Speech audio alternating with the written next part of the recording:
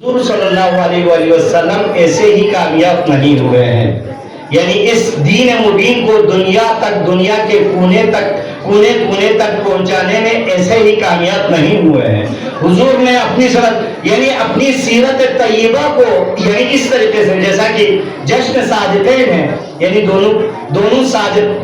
صادق کی ولادت باسعادت کا دن ہے، تو میں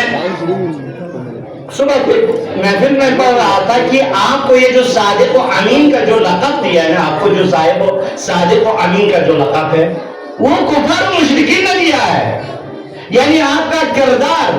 آپ کا رفتار اتنا جو کہ ہے، اور آپ کی امانت داری اتنی معروف تھی معاشرے میں، اس جہالت کے دور میں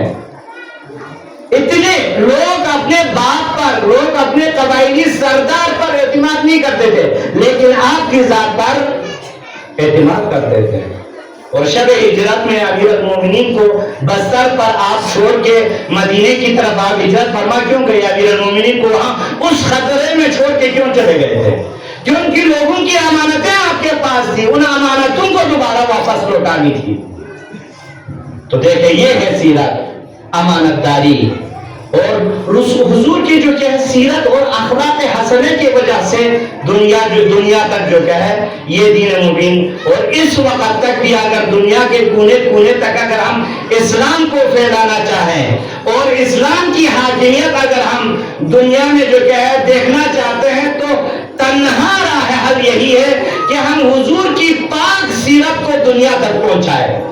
اور دنیا کو انٹروڈیوس کریں۔ دنیا کو اگر ہم معرفی کرنے میں کامیاب ہو جائیں، تب ہم یعنی یہ مشن اور اس اسلام کو عالمی سطح پہ اور حضور صلی اللہ علیہ وآلہ وسلم کی سیرت پاک کو عالمی سطح پر پہنچیں گے، تو یقیناً لوگ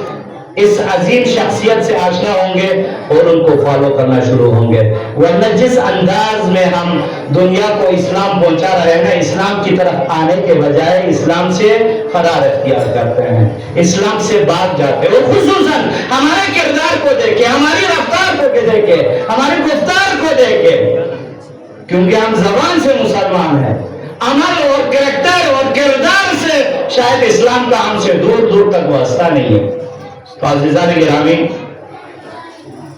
آج اس جشن پہ ہمیں عہد کر لینا چاہیے اس عظیم ذات سے کہ یا رسول اللہ، جس دین کو آپ نے اپنے اوپر اتنی اذیتیں برداشت کر کے ہم تک پہنچایا ہے، یا رسول اللہ آپ کی آل نے اتنی قربانیاں دی ہے اس دین کو،